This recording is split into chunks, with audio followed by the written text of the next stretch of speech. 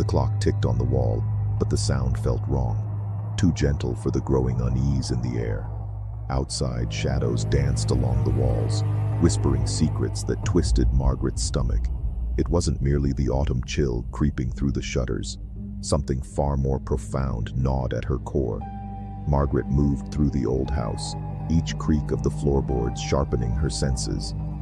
Every step felt like a betrayal, an intrusion into a space heavy with memories she barely understood. Her grandmother had spoken of this place with reverence, now tinged with a fear that shimmered below the surface. What had been left behind? Why did the mirror in the hallway shimmer and ripple? She shook her head, dismissing her unease as mere dust or a trick of light on tarnished glass. Yet as she turned, she caught a flicker of movement, a spark of life that felt too knowing, too deliberate. Margaret hesitated, feeling the air thicken. The mirror seemed to beckon like a long-forgotten prayer, voices whispering her name softly, seductively. Her heart raced. Surely she was trespassing on something sealed away, or perhaps she herself was bound to this place by unseen ties. In the corner, an old trunk, draped in a moth-eaten blanket, stood dormant. It belonged to her grandmother, housing whispered lore of curses and remnants, an inconvenient truth long buried. But now, that which lay within seemed to beckon her insistently. Steeling herself against a creeping dread, she knelt before it, fingers trembling as she lifted the blanket. The trunk creaked open, dust swirling in the stale yellow light. Inside, forgotten objects waited, a rusted locket, a fraying diary, and something wrapped tightly in dark cloth, as if it had absorbed darkness itself. Her breath hitched as she unwound the cloth to unveil a small, intricately carved idol, its surface glistening with a slick substance, an ancient god, perhaps a demon, watching her unblinkingly. Then, a piercing sound invaded the stillness, an irregular musical note echoing against the walls, striking at the periphery of her mind. Margaret recoiled, the idol slipping from her grasp. A chill washed over her, and the room seemed to shift, growing heavier, more oppressive. Distant thuds echoed through the house, rhythmic and pulsating, as if the very walls began to breathe. "You invite this?" A whisper dripped with malice filled the air. Staggering backward, Margaret wrestled with an ancient force pressing against her thoughts. Memories surged, the urban legends of an unfathomable cult in Crescent Falls, neighbors whispering secrets of their sacrifices. Connections she'd once brushed aside now twisted into a grotesque reality. The clock ticked louder, merging with the distant thuds, accelerating into a rhythm like a heartbeat. Had her grandmother been involved? Was the idol a piece of that past? An inexplicable urge urged her to stay, to delve deeper.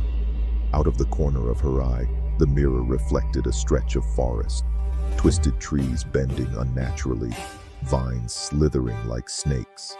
She blinked, and it vanished, but not before she glimpsed something silver at its center, a conspiratorial glimmer. Margaret averted her gaze, hands shaking, but the heaviness persisted. With every echoing thud, unseen watchers loomed close, whispering her name, weaving warped tales that threatened her sanity.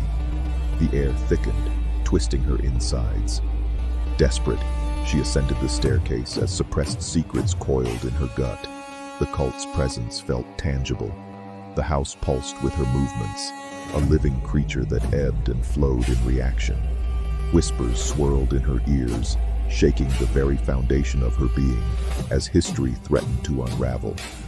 Her grandmother had written of moments beyond comprehension, calling them the hours, where time folded in on itself, becoming malleable, treacherous. She searched for a relic, yet the weight of the trunk bore down on her thoughts as she rifled through her grandmother's writings. What had happened to them? As she looked deeper, thoughts splintered, jagged fragments mixing with shadows that extended ominously. Suddenly, she felt the walls constrict, breath tightening in her throat.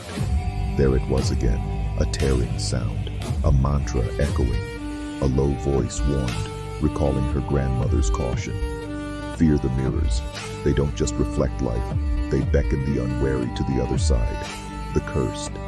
In the attic, a figure flickered, an elongated shadow with indecipherable angles.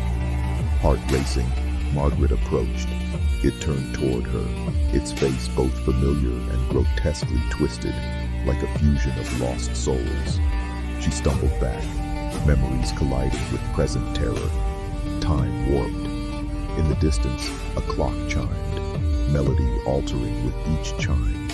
She sensed the cult's anticipation, the waiting predator.